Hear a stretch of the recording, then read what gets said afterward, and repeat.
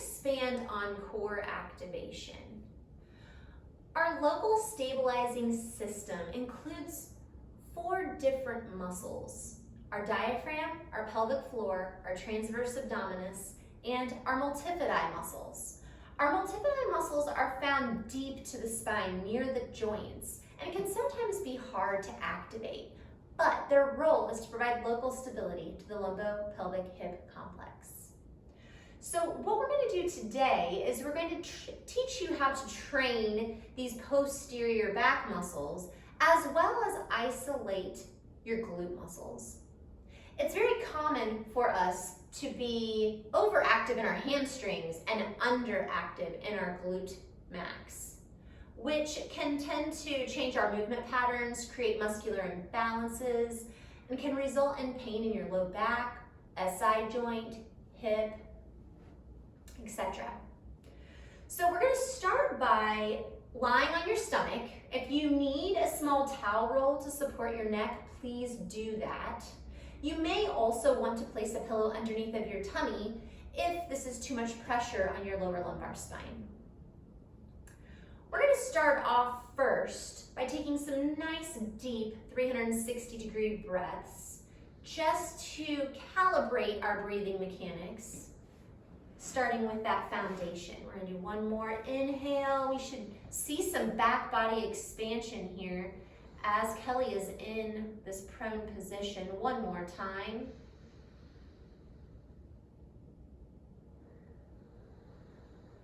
Now when we had our client lying on their back and we talked about core activation, we talked about closing the openings of the pelvic floor and then combining that with a deep transverse abdominis contraction, which felt kind of like a trampoline in our lower abdominal region, pulling those pelvic bones together.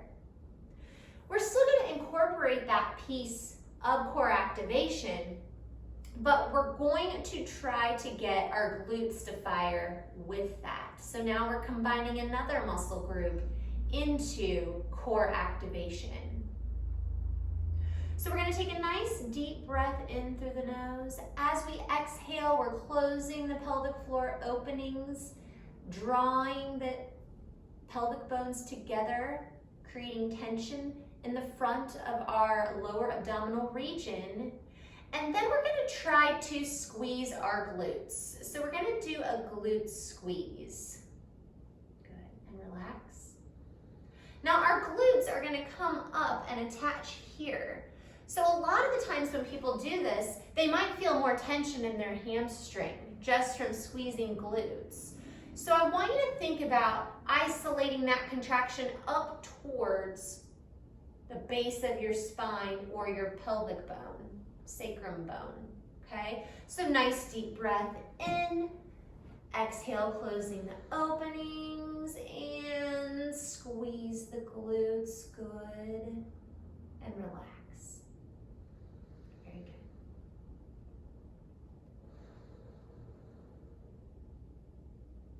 As you squeeze the glutes, you don't want to feel your pelvic bone dig into your mat. So the front side of your pelvic bone should lift up a little, so there's some space there.